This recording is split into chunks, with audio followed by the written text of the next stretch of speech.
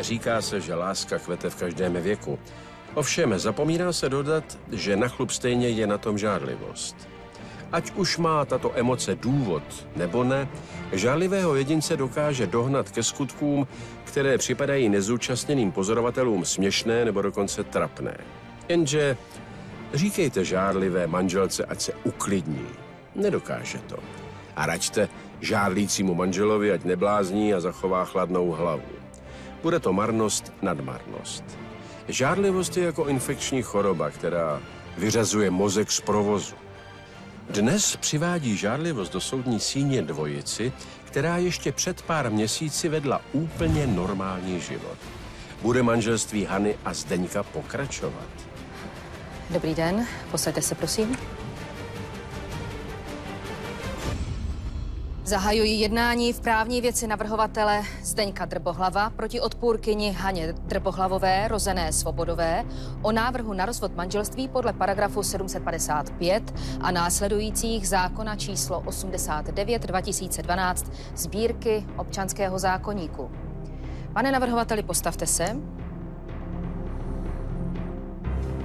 Vytrváte na svém návrhu tak, jak byl písemně doručen soudu, nebo ho chcete nějak doplnit či pozměnit? Paní soudkyně, na návrhu trvám a pozměňovat ani doplňovat ho nechci. Dobře, děkuji, můžete se posadit. Zdeněk Drbohlav je hrdý na to, že i v 50 letech je jeho mozek tak bystrý, že mu v zaměstnání nemůže konkurovat ani žádný mladík. Co ale bystrý mozek pana Drbohlava nebere, je kolosální proměna jeho manželky. Co se stalo s tou jeho bezvadnou Hanou, že mu tak surově ublížila? Nechápe to, protože k pochopení na tom lautr nic není. Co bych za to dala, kdybych mohla vrátit poslední měsíce našeho manželství zpátky? Myslela jsem si, že svého manžela dokonale znám, že jsme šťastní a že nás nemůže potkat nic špatného, co třeba potká ostatní lidi. Ale teď po tom, co mi provedl, tak bych mu nejradši zlostí oči vyškrábala. Paní odpůrkyně, postavte se. Vy s podaným návrhem souhlasíte? Ne, v žádném případě nesouhlasím. Děkuji, můžete se posadit. Po celou dobu manželství si Hana byla jistá, že si vybrala úžasného partnera. Byl to dobrý milenec, zábavný kamarád i spolehlivý ochránce. Věděla, že jeho kamarádky tak trochu závidí. Dneska nechápe, proč na to vlastně byla pyšná. Měla ho před ženskými spíše chránit. Na to bohužel přišla až 5 minut po 12. Přes všechno, co se stalo, by s ním chtěla dál zůstat.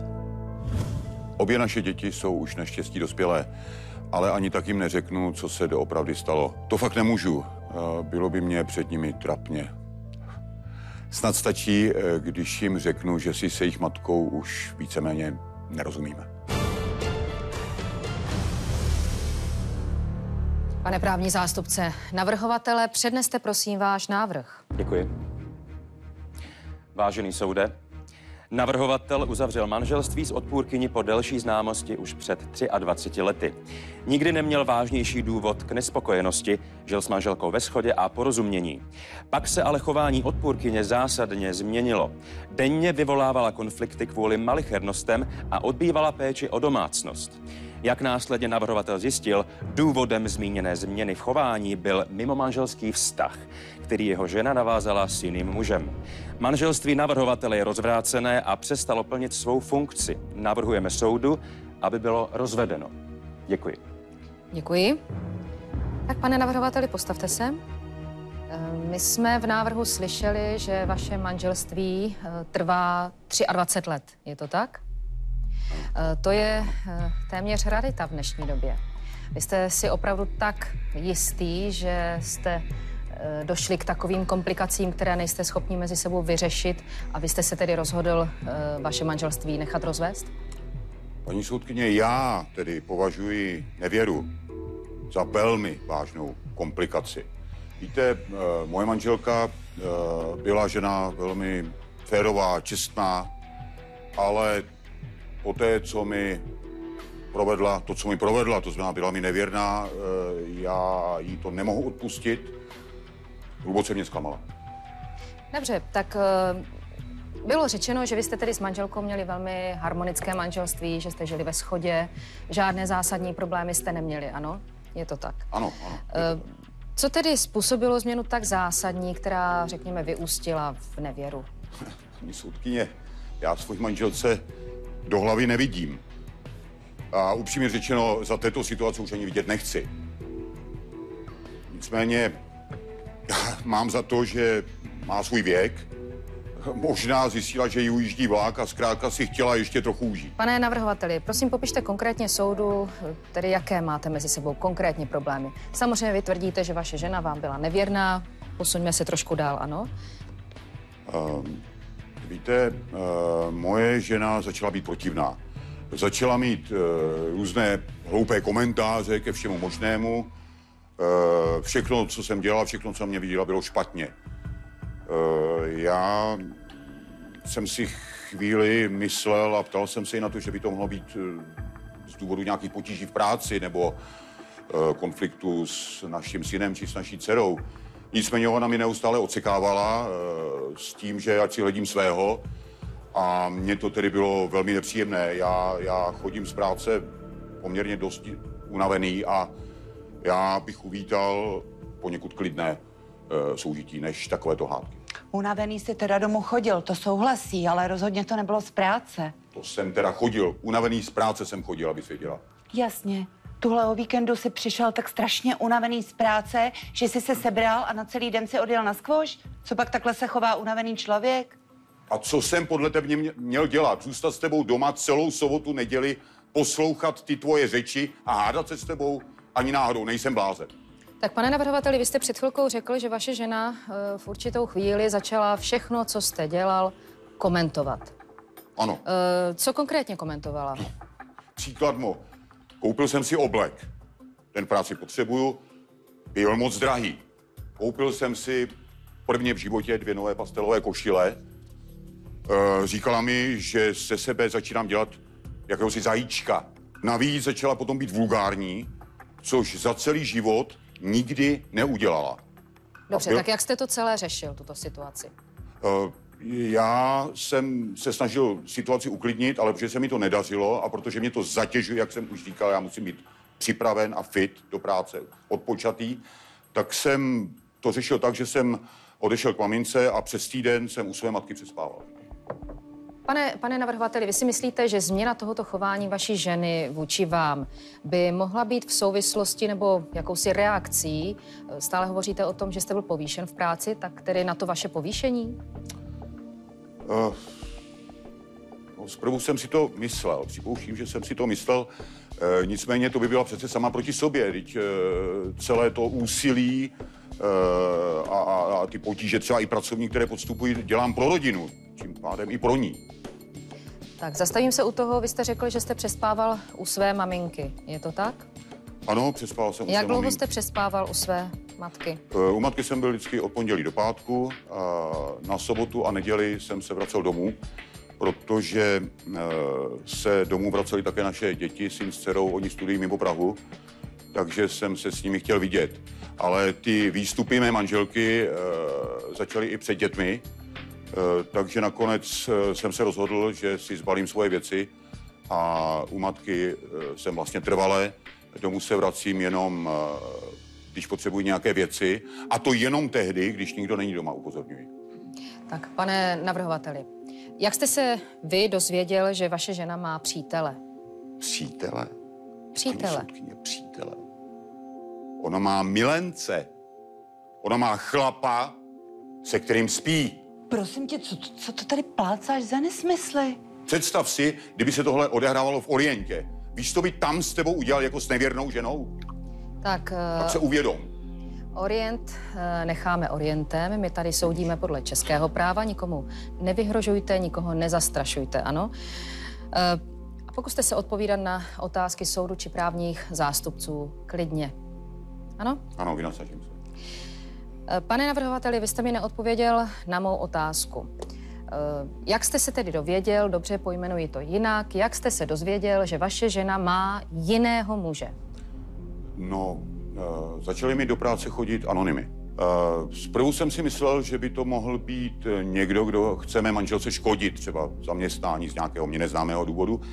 Nicméně později jsem zjistil, že ty anonymy mě musel posílat někdo, kdo věděl o tom, že moje manželka jezdí na služební cesty, věděl, kdy jede, kam jede a potažmo z toho vyplývá, že přesně věděl, co tam bude dělat.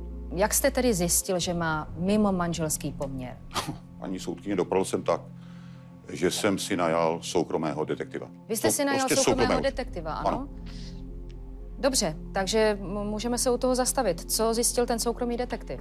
Soukromý detektiv, ten dobrý muž, mi obstaral naprosto nesporné důkazy a nezvratné důkazy.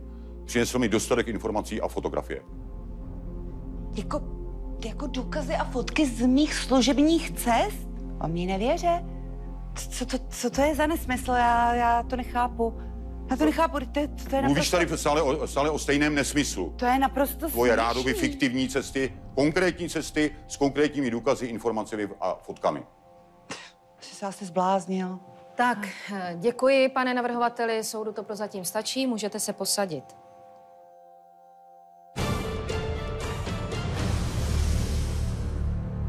Paní právní zástupkyně, odpůrkyně, předneste prosím vaše vyjádření k návrhu. Vážený soudem, odpůrkyni hluboce zranily události, ke kterým v posledních měsících došlo v jejím manželství s navrhovatelem. Je si vědoma toho, že na nich má jistý podíl, rozhodně však odmítá tvrzení, že byla jejich prvotní příčinou. Její chování bylo pouhou reakcí na jednání navrhovatele. Odpůrkyně vyjadřuje vůli přenést se přes problémy a křivdy, které si s navrhovatelem vzájemně způsobily. Je přesvědčena, že manželství může pokračovat a proto navrhuje, aby návrh na rozvod manželství byl zamítnut v celém rozsahu. Děkuji.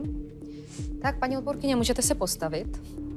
Paní odpůrkyně, soud by teď opravdu zajímal váš pohled na celou záležitost a vaše vyjádření k celému návrhu. Jak začaly tedy neshody ve vašem manželství a co je podle vás způsobilo? Způsobila je jednoduše manželova nevěra. Moje co? Řekla jsi moje nevěra snad? Slyšíš velmi dobře, tvoje nevěra. Prosím tě, ty se zbláznila. Takže, paní odpůrkyně, co způsobilo vaše problémy ve vašem manželství? Tak začalo to vlastně manželovým povýšením. On se úplně změnil. Dříve byl takový pohodář, úplně normální chlap, který neskazil žádnou legraci a teď najednou prostě stál hodiny před zrcadlem. Fintil se jak princ Krasoň. Já chápu, že potřeboval být nějak solidně oblečen do práce, ale to byly mraky novýho drahýho oblečení. To byly obleky, košile, kravaty, vůně, vody po holení. A dokonce i spodní prádlo, samozřejmě značkový spodní prádlo, který bylo takový měkoučký, heboučký, elastický, aby se pod tím spodním prádlem řádně všecko rýsovalo. Tak, že? Paní odpůrkyně, posuneme se od spodního prádla o kousíček dál. Soud by opravdu zajímalo, jak se začaly měnit vaše vztahy. Ale ono bohužel s tím spodním prádlem to dost souvisí úzce, protože můj muž se v životě nezajímal o pánské spodní prádlo. Bylo mu naprosto jedno, jestli nosí trenky nebo slipy. To byla tvoje starost. Dokonce se nezajímalo ani o dámský spodní prádlo, minimálně ne o to moje. A najednou prostě zapůsobila nějaká magická síla a on se úplně jak mávnutím kouzelného proutku změnil, ale byly zatím úplně obyčejný nízký pudy. Nízké pudy? Nízké pudy, které jsou vlastní všem mužům snad už od pravěku, protože prostě z mýho muže, z úplně normálního muže se najednou stal veliký šéf, jak tady všichni můžete vidět. A vlastně takže musel být patřičně oblečen, patřičně navoněn. A jako velký šéf potřeboval samozřejmě i mladou, krásnou, inteligentní asistentku, že? No a protože řada takových velkých šéfů se svými asistentkami i spí, tak ani můj manžel nemohl zůstat za nimi pozadu. Prosím tě, já jsem nikdy... To by mu narušilo jeho image. Já jsem nikdy žádnou asistentku jako Milenku nepotřeboval, ani naopak. Ale prosím tě, asistentku za Milenku, Milenku za asistentku, to je úplně jedno. Tak já vás oba žádám, abyste vynechali tuto slovní ekvilibristiku, ano. Paní odpůrkyně, soustřeďte se na otázky soudu a odpovídejte pouze soudu, ano. Vy jste vycházela pouze ze svých domněnek při tomto tvrzení, teď, které jste vlastně pronesla, dlouhé tvrzení, anebo máte také nějaké podklady pro svá slova? Myslím, fakta. Samozřejmě, že mám důkazy, mám záznamy o manželových schůzkách s tou já nevím ani, jaký mám tady nazvat slušně, a mám fotky. Kde jste ji získala? Já jsem se na manžela najala soukromého detektiva. Tak ty jsi na mě najala soukromého detektiva. A ty snad na mě ne? Prosím tě, nevystupuj tady na mě, chovej se. Takže, paní odpůrkyně, vy jste si najala soukromého detektiva a ten vám dodal důkazy o nevěře vašeho manžela, ano? Ano, přesně tak. Nosil mi ty záznamy postupně. A nejdříve to byly obědy s tou onou dámou. A tak tomu bych ještě nepřikládala tak velký význam, protože konec konců i já chodím se svými kolegy v práci na obědy, ale potom to byly návštěvy parfumerií, klenotnictví a nemusím zde asi ani vykládat, kdo, komu a hlavně za kolik co kupoval, že? A tehdy mě to obzvláště ranilo, protože manžel v tu dobu ještě bydlel doma a já jsem chtěla, aby mě přidal 5 000 korun, protože jsem to potřebovala pro dceru na brýle. A on ještě na mě ječel, že je to Bůh ví kolik. A pak se manžel odstěhoval a začalo to všechno gradovat. Vlastně dostala jsem jen do rukou fotky o jejich romantických večeřích při svíčkách a pak s ní, s tou osobou jezdil domů a přespával u ní. Zůstával u ní na celé noci. To byla ta tvoje maminka. Prosím tě, co to je tady za šaškárnu? Já jsem nikde nepřespával. Za ty informace, které jste získávala od tedy svého soukromého detektiva, za ty jste mu platila? Ano, měli jsme sjednanou určitou taxu. Takže, opravdu ve spise jsou založeny fotografie, které zachycují tedy vašeho manžela s mladou ženou v různých, velmi bych řekla, důvěrných situacích. Je tady návštěva vinárny při svíčkách, procházka parkem, obětí. Je tady především fotografie z romantické koupele ve Vířivce. Manžel i dotyčná tedy popíjejí v bublající lázni sekt. Ta žena je evidentně bez vrchního dílu plavek. Takže, paní odpůrkyně, kdy jste tyto fotografie obdržela? Tak, dostávala jsem je postupně, ale ty fotografie, které opravdu usvědčují mého manžela z nevěry, tak ty jsem dostala zhruba asi měsíc poté, co se odstěhoval. Anko, neblázni, tomu přece nemůžeš věřit. Vždyť to jsou jasné podvrhy, to jsou falza, ty fotografie. Jsme tady u soudu nebo v blázinci? Tak, pane navrhovateli, postavte se. Já vám uděluji pořádkovou pokutu ve výši 5 000 korun. Můžete se posadit. Navíc, já vidím na fotografiích váš obličej, pane navrhovateli, a o tom, jestli to je fotomontáž či jakýkoliv podvrh, jak vy jste to nazval, falzem, tak to by musel potvrdit odborník. Děkuji, paní odpůrkyně. Můžete se posadit, soudu to prozatím stačí. Pane právní zástupce navrhovatele, vy máte nějaké doplňující otázky k odpůrkyni? Ovšem, vážený soude, děkuji, mám. Prosím, v tom případě se postavte. Paní odpůrkyně, prosím, udělejme si trošku pořádek v těch událostech. Začněme třeba bodem, kdy se váš manžel od vás odstěhoval. Vy jste si najala svého soukromého detektiva, myslím, předtím. Kdy to asi bylo? Bylo to zhruba tak asi týden předtím, ano. Čili vy jste si najela soukromého detektiva, pak se váš manžel odstěhoval. Jaká doba asi uplynula, než vám přišly první informace nebo důkazy té údajné nevěry manžela? No, tak ty důkazy mi chodily delší dobu, ale opravdu ty diskriminující, kde není pochyb o té jeho nevěře, tak to se stalo 5 týdnů. vlastně tak 5 týdnů, ano, od té doby, co jsem si ho najala, toho soukromého Čili detektiva. 4 týdny poté, co se váš manžel odstěhoval. Naproti tomu můj mandant dostával anonymní dopisy právě těsně po tom bodu, kdy se od vás odstěhoval. Na ten popud si v podstatě potom najal svého detektiva, který jemu doručil pak ty vlastně fotografie prokazující vaši nevěru, které jsou součástí spisu. Čili za ty 4 týdny, než vy jste obdržela první důkazy o údajné nevěře, se v podstatě nic neudálo. V podstatě váš manžel... Tak víte co, jako podle... Ta večeře, ne, to byla ta vlastně první, ta první snímka večeře romantická s nějakou dámou po 4 týdnech potom, co se odstěhoval. Podle těch fotek, které dokazují tu manželovu nevěru, evidentně dokazují, tak podle toho to může vypadat, že můj manžel si ji našel až poté, ale nikdo neví, jak dlouho předtím jí měl, mohl jí mít klidně 2-3 měsíce předtím. No moment, paní odpůrkyně. Vy jste přeci sdíleli společnou domácnost, takže předpokládám, že jako vnímavá, citlivá manželka byste si bývala toho všimla, kdyby náhodou byl vám nevěrný, ne? V každém případě, než jste vy dostala nějaké informace o tom, že váš manžel je vám nevěrný, on dostával už anonymní dopisy upozorňující na vaši nevěru. Ty fotky jsou v podstatě součástí spisu, vy jste je dostala k dispozici, můžete se nám k nim nějak vyjádřit, prosím? Třeba ta první, na které jste před horským hotelem.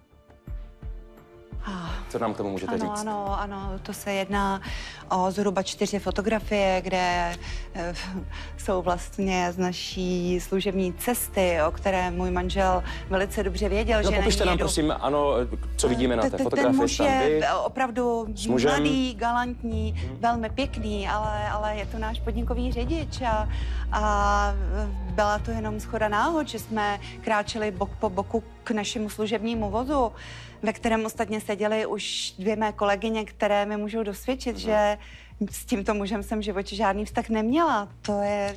A drží vás kolem ramen. Ano, děkujeme za vysvětlení, dobře. Pojďme k druhé sérii fotografií.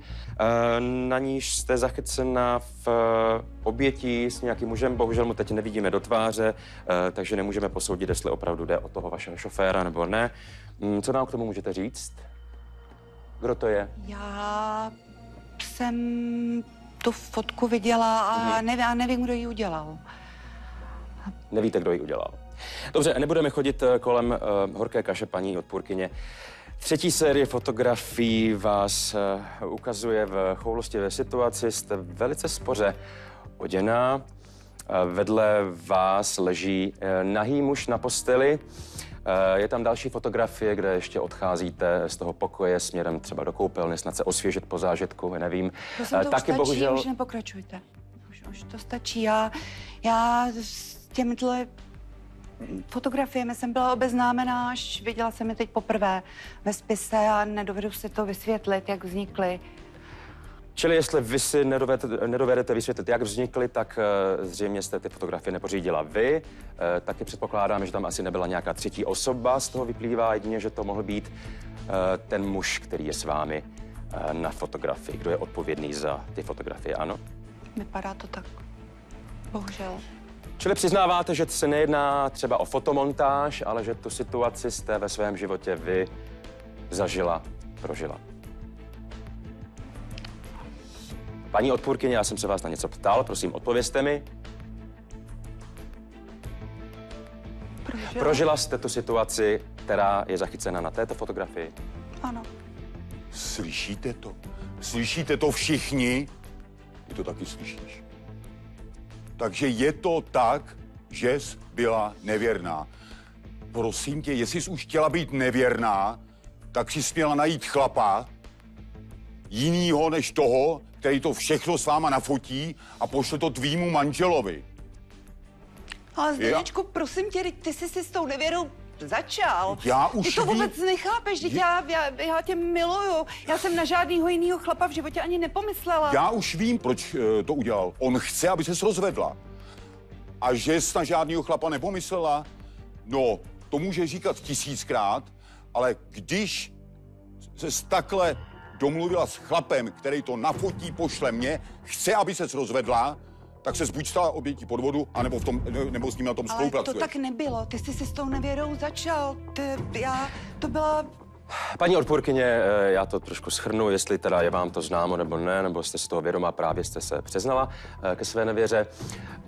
Můžete nám prosím sdělit totožnost toho muže na té fotografii? Námitka, to není pro jednání vůbec podstatné. Námitka se přijímá. Pane právní zástupce, máte ještě nějaké další otázky k odpůrkyni? Děkuji, myslím, že je všechno jasné, nemám další otázky. Děkuji. Paní právní zástupkyně, vy máte otázky ke své mandantce? Ano, mám. Prosím. Děkuji. Postavte se, prosím. Paní odpůrkyně, vrátíme se na začátek, tedy do doby, kdy jste začala od svého soukromého detektiva dostávat informace, že váš manžel má vztah s jinou ženou. Co jste cítila? Tak úplně na začátku jsem paradoxně cítila úlevu, protože můj manžel mě pořád říkal, jak jsem paranoidní, jak si vymýšlím. Říkal mi, že jsem blázen. No a teď se mi vlastně potvrdilo, že moje podezření bylo oprávněné. No a pak jsem se z toho úplně zhroutila, no a nakonec jsem dostala strašný vztek a chtěla jsem vidět víc. A ty informace další vám váš detektiv nosil a vy jste jim tedy bezvýhradně věřila? Tak samozřejmě, protože můj soukromý detektiv se choval velice taktně a měl pro mě porozumění. Na rozdíl od mýho manžela říkal, že mě upřímně lituje. On mě utěšoval a nakonec mě pozval na večeři. No a jak ta večeře proběhla a co potom následovalo po té večeři? Tak vlastně on opravdu choval se velmi milé a on chtěl, abych se odreagovala, abych zapomněla chvilku na své starosti, které mám kvůli nevěrnému manželovi. A tak jsme vypili docela hodně vína a hezky jsme se popovídali. A pak mě ve vší počestnosti doprovodil k taxíku a já jsem odjela domů, on si vůbec nic nedovolil. Ale je pravda, že druhý den mi poslal krásný puget do práce a následovalo pár SMSek, že na mě pořád myslí. Pak ráno jsem zavolala Milošovi. Pardon, Miloš je? Miloš je ten můj soukromý detektiv a on mě pozval k sobě domů, řekl, že uvaří něco dobrého a pak se to stalo. Pak nakonec k tomu došlo. Počkejte, takže vy jste podvedla svého manžela s vaším soukromým detektivem? Ano. A jak dlouho jste pak ten intimní vztah udržovali? Ale to bylo... Víte, byl to takový úlet, byla to reakce na ten přetlak, ve kterým jsem kvůli manželově nevěře byla. Kdyby aspoň manžel se mnou chtěl mluvit, ale ani to se nestalo. Pořád mi opakoval, že jsem blázen a tak samozřejmě byl to pouze úlet a hned se mi to rozleželo v hlavě a hned druhý den ráno jsem Milošovi zavolala a řekla jsem, že už se nikdy neuvidíme, že to končí. Takže to byl ten muž na těch fotkách? Ano.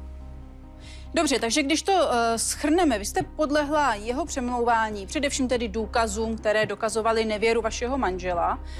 Myslím si, že jste tedy byla velmi zhrzená, zhroucená z toho, že vám byl váš manžel nevěrný. Poté tedy se stalo to, co se stalo, ale stalo se to pouze jednou a vy toho tedy teď litujete. A mně to nepřipadá jako důvod k rozvodu. Dobře, děkuji, paní odpůrkyně. Máte ještě nějaké otázky k odpůrkyni? Nemám, děkuji. Můžete se posadit. Paní právní zástupkyně, máte otázky k navrhovateli? Ano, děkuji. Tak, prosím, postavte se. Pane navrhovateli, když použijeme tu časovou osu události, jak tady zmínil můj kolega, pak je zřejmé, že ten, kdo první dostával informace od svého detektiva o nevěře svého partnera, je má mandantka. Co mi k tomu můžete říci? No já proto mám naprosto jednoduché vysvětlení, protože si vytvořila konstrukci, ve své paranoidním vnímání událostí si vytvořila konstrukci, kterou chtěla nějak zkonstruovat a dokázat i moji neexistující nevěru. Neexistující nevěru. Takže chápu to správně, že vy si myslíte, že ty inkriminující fotografie, které má mandantka dostala, jsou padělky? A nebo naopak, že fotografie inkriminující mou mandantku, že ty jsou pravé, to si myslíte? Chápu to tak správně? Tak je to naprosto správně. Ty fotografie, které inkriminují moji manželku, jsou pravé, naopak ty, které inkriminují mě, jsou falzy. Jak to chcete dokázat, pane navrhovateli? A pane doktore, s dovolením. Paní doktorko, Hanko, vezmu si tady k ruce fotografii, tu inkriminovanou fotografii, prosím, abyste do ní nahlédli též. Pakliže Hanka zůstala při smyslech, o čemž po dnešku tedy už úplně pochybuju, tak nám to dokáže sama, pravost, nepravost té fotografie. Nicméně, Hanko, jistě si vzpomínáš, že mám na levém paži mateřské znamínko velikosti červeného pomeranče. Vidíš tam snad nějaké mateřské znaménko? A taky ten chlap na té fotografii má hruď chlupatou jako gorila. Mám snad já takhle chlupatou hruď? Nechal jsem si snad nastřílet chlupy do své hrudi, když dneska všichni mládežníci se nechávají dopilovat. Toho si pravděpodobně nevšimla. Vážený soude, mohu ve světle nových informací položit otázku mé mandantce? Prosím. Děkuji. Paní odpůrkyně, podívejte se ještě jednou na tu fotografii. Je pravda, že to opravdu není váš manžel? Není to tělo mého manžela. Víte, mě ty fotky byly tak strašně odporné. A nestačí toto jako důkaz? Že jsem se Prosím pěkně. nepodívala.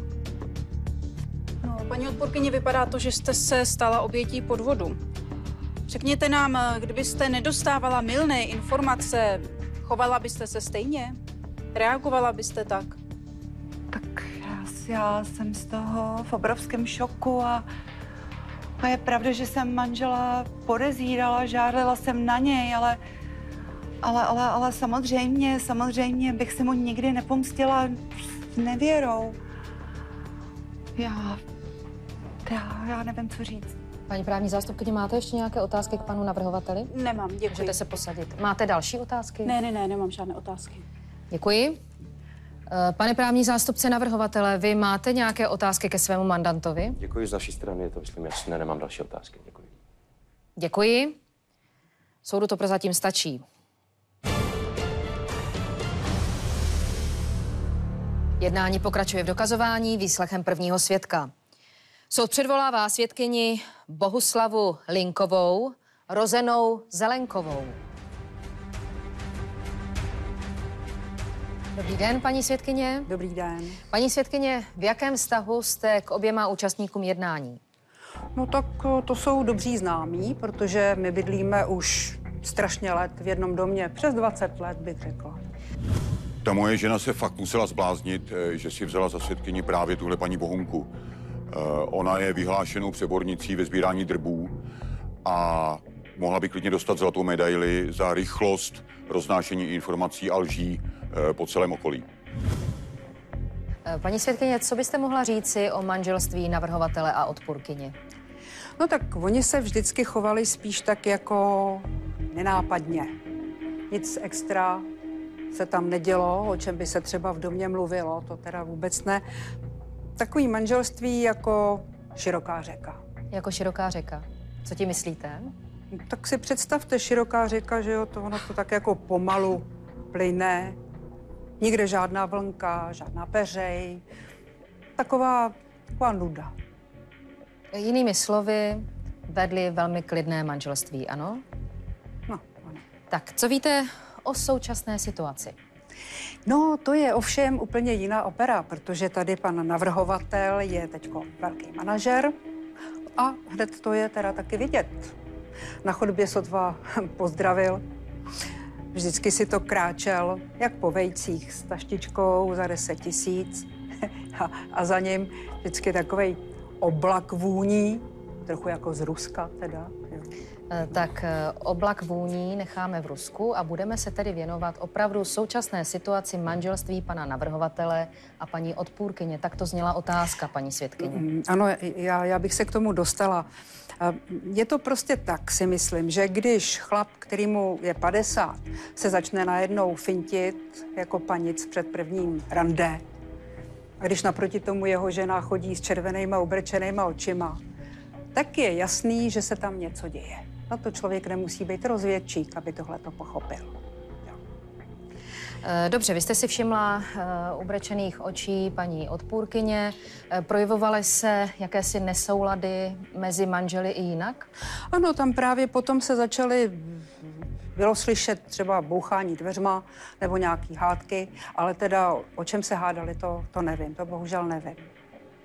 A vznikla ještě nějaká další situace, u které jste vy osobně pochopila, že došlo k nějakému rozpadu toho manželství? No, já jsem vlastně potkala tady sousedku u výtahu. Bylo mi strašně líto, protože byla zelená jak sedma tedy, hrozný. Vypadalo to, že nejí a že nespí. Tak jsem ji vzala k sobě domů, nalila jsem jí panáka, pak ještě jednoho. A hlavně jsem jí vysvětlila, že žádný chlap nestojí za to, aby se ženská kvůli němu trápila. To ani Belmondo za mlada taky ne. Mnohokrát tady zazněly informace o nějakých fotografiích. Vy o tom něco víte? Ku příkladu, když jste si tedy takhle, jak jste říkala, že jste pomohla nějakým panákem, došlo i tady k těmto diskuzím? Ano. Ona ke mně Hanička přišla, přinesla mi ty fotky ukázat. To byl prostě tam tady pan manažer s nějakou exkluzivní blondýnou se cicmal ve výřivce. Teda bylo vidět hned na první pohled, že to je inteligentní blondýna, to teda je jako to. No a ta z toho byla chudák nešťastná, zhroucená. Já si mi říkala, že nejlepší bude, když mu to oplatí stejným způsobem. Jinými slovy, vy jste ji navedla k nevěře? No tak relax trošku, aby se odreagovala, no. Co na to řekla? Jak na to reagovala? No, ta se úplně zhrozila. Zhrozila se, jako kdybych jí naváděla, že ho má zabít. Ona prostě řekla, že to není možné, aby něco takového udělala, že ho miluje, že prý je jako labuť. Jako labuť? No tak ona to myslela jako, že ty labutě jsou monotematický. Jako když ty labutě žijou v páru, tak a ta jedna umře, tak ta druhá, že už si prostě nenajde partnera. To znamená, že chcete říci monogamní. Jo, přesně tohle říkala. To jsou dneska slova. Dobře. Pane právní zástupce, navrhovatele, můžete klást paní svědkyni otázky. Děkuji vám. No, paní svědkyně, víte o tom, že nakonec paní odpůrkyně jako labuť monotematická a už vůbec ne jako labuť monogamní nezachovala a byla svému manželi nevěrná? No víte o tom? Vím, já jsem sama jí říkala, holka, nebuď labuť. Já, být na tvém místě, tak ne, že on si sebere kufříčky a někam se odstěhuje. Já bych mu je zbalila, ten by prostě jel jak namydlenej bles. Mm-hmm. To je jako labuť, nelabuť, na hrubej pytel, hrubá záplata. A on ať si jde třeba na Labutí jezero od toho Číškovského.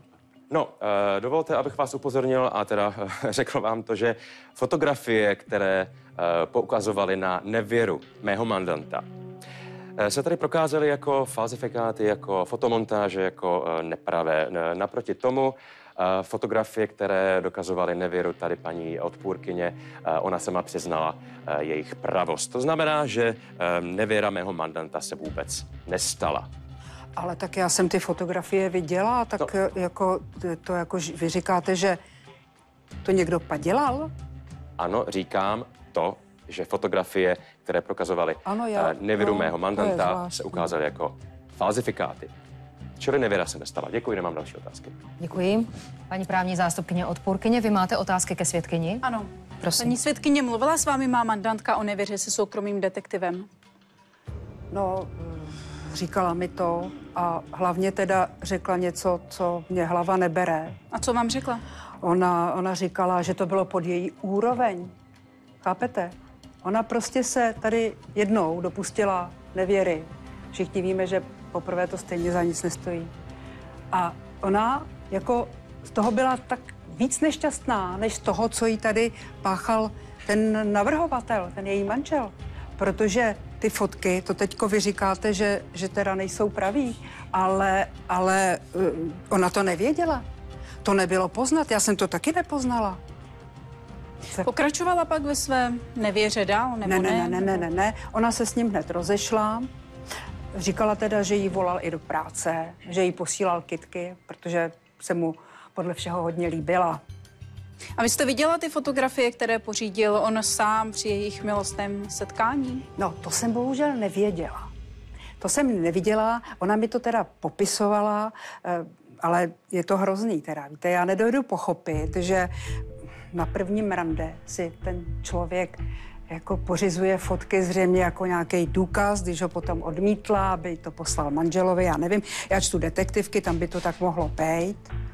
Ale myslím si, že tady u toho soudu, že teda vy byste nějak měli tu licenci tomu detektivovi vzít, protože tohle to přece on nemůže dělat. Teď, když to domyslíte, tak on vlastně jako k tomu rozvodu přispěl, on to způsobil. Děkuji, nemám další otázky na paní svědkyni. Děkuji, paní svědkyně. Soudu to prozatím stačí. Můžete se posadit.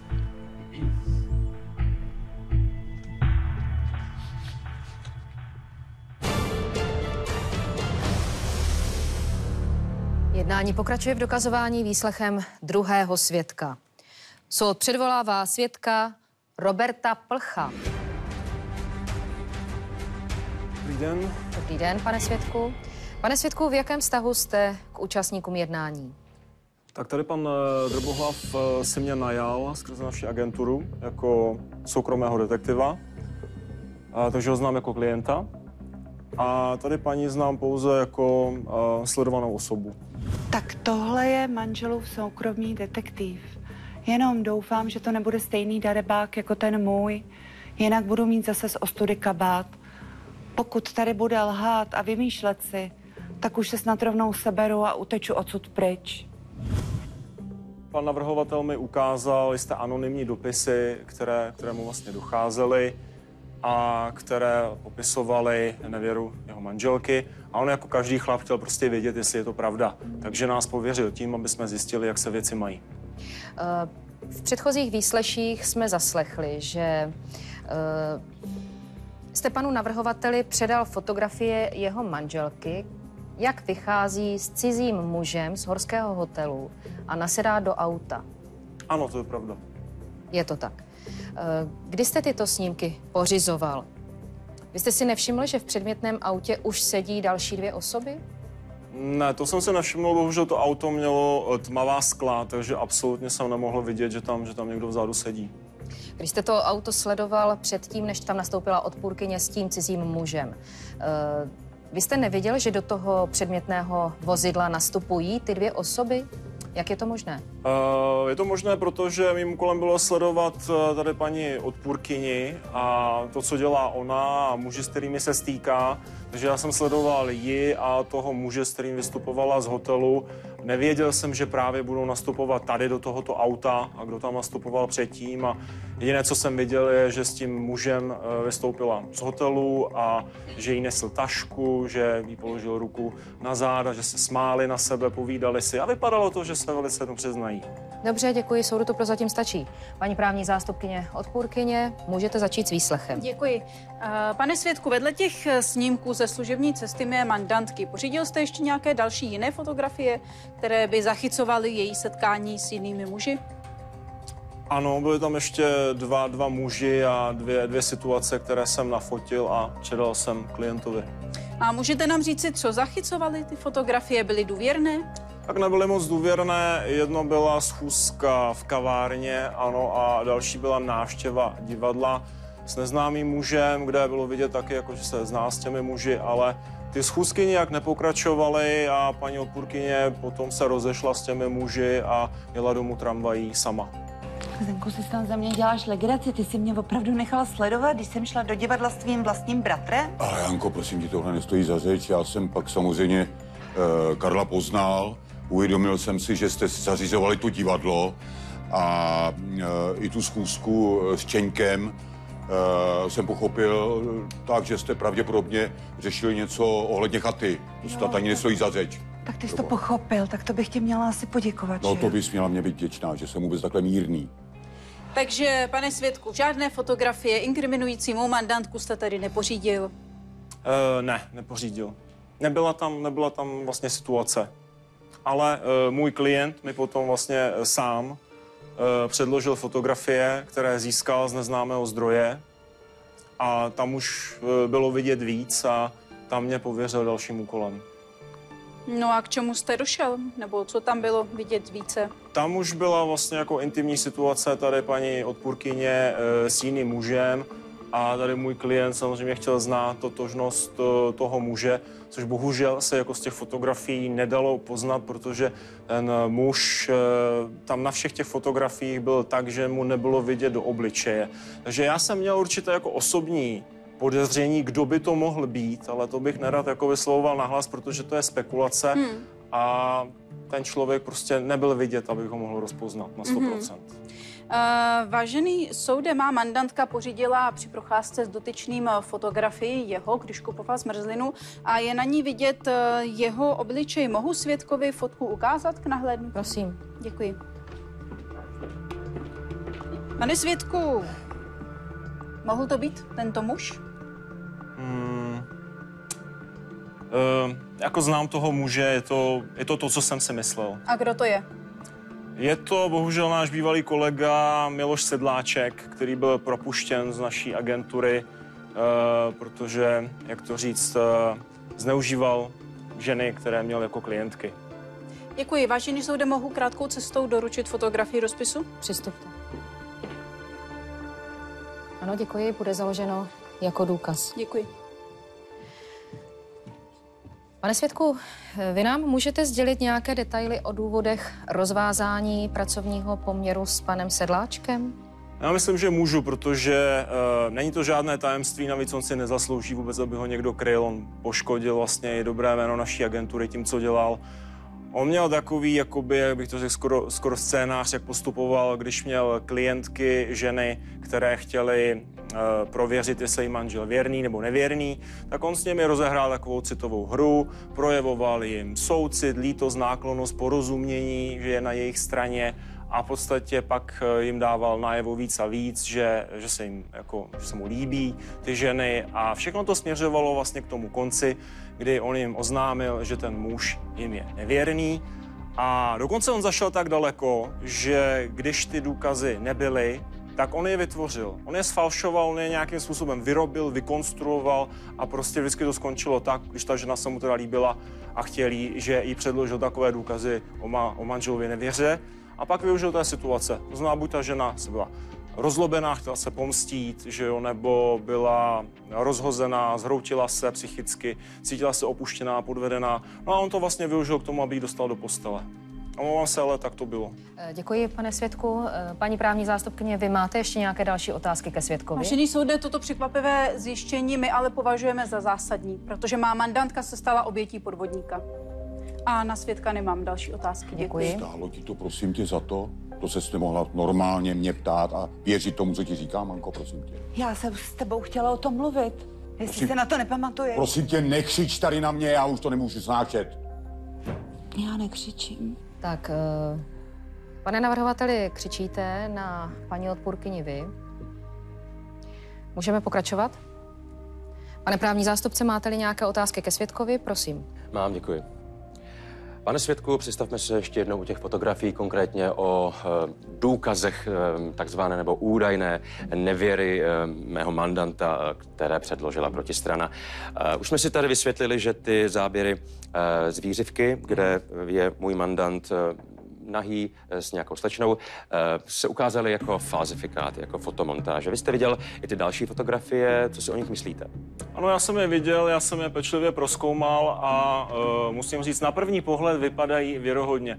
Ale když jako víte, co hledat, já už jsem viděl, že jo, jak se to dělá a tak dále. Takže když se na to podívám, jako prozkoumám to, tak vidím, že tam byl vlastně obličej tady pana navrhovatele přidán a překryl ten původní obličej a bylo to upraveno tak, aby to nebylo poznat, ale nebylo to úplně jako 100% profesionálně, takže lze poznat, že jsou to padělky, ty fotografie. Děkuji, myslím, že je opravdu zřejmé, kdo posílal anonymní dopisy mému mandantovi o nevěře jeho manželky. Děkuji, nemám další otázky. Děkuji, pane svědku. Váš výslech je u konce, také se můžete posadit.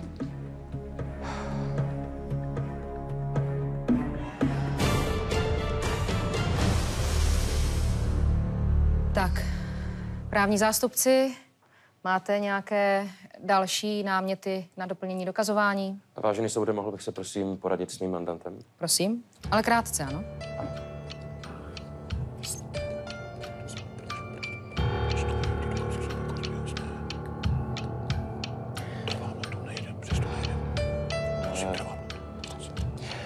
Nemáme další návrhy, vážený soude.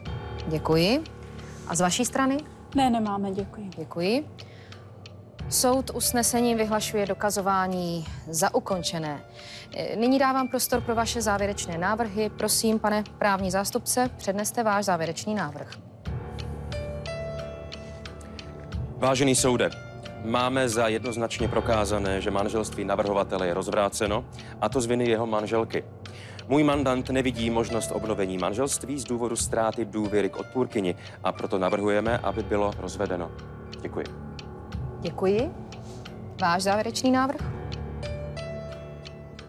Vážený soude, výslechy jednoznačně prokázaly, že odpůrkyně žila delší dobu v napětí způsobeném manželovým pracovním stresem. To zavinilo, že se snadněji stala obětí podvodu, který zde byl jednoznačně prokázán. Svého činu hluboce lituje. Její pokles se podruhé neopakoval a proto věří, že jí manžel nakonec pochopí a že jejich manželství má šanci pokračovat. Vzhledem ke zjištěným skutečnostem nadále nesouhlasí s rozvodem manželství a navrhuje, aby návrh na jeho rozvedení byl zamítnut. Děkuji. Děkuji. Soud rozhodne.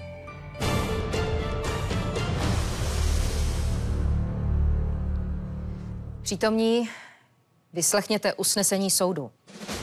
Ve věci navrhovatele Zdeňka Drbohlava proti odpůrkyni Haně Drbohlavové, rozené Svobodové, o návrhu na rozvod manželství soud rozhodl následovně. Návrh na rozvod se odkládá. Pokud se potvrdí, že manželé spolu nadále nedokáží udržet svazek, je možné jednání obnovit a manželství rozvést. Soud skončil, můžete odejít. Závěr šetření Zdeňka Drbohlava nepříjemně překvapil. Žádnou přítelkyni sice neměl, ale k manželce se vrátit nechtěl. Svým dospělým dětem odmítl říci, co se vlastně stalo. Naproti tomu Hana našla odvahu a se vším se jim svěřila. Bratr i sestra se střídali v pokusech oblomit otce a když se k ním přidala i babička, Zdeněk ustoupil. Nastěhoval se zpátky k manželce, respektive do původního dětského pokoje. Když ho po čase žena pozvala do divadla, souhlasil a na oplátku ji vzal na dobrou večeři. Měli čas všechno probrat. Nakonec se domluvili i na tom, že soukromému detektivovi Miloši Sedláčkovi všechno vrátí a zažalovali ho pro padělání důkazů. Zdeněk se těší, jak to svůdci své manželky spočítá i s úroky.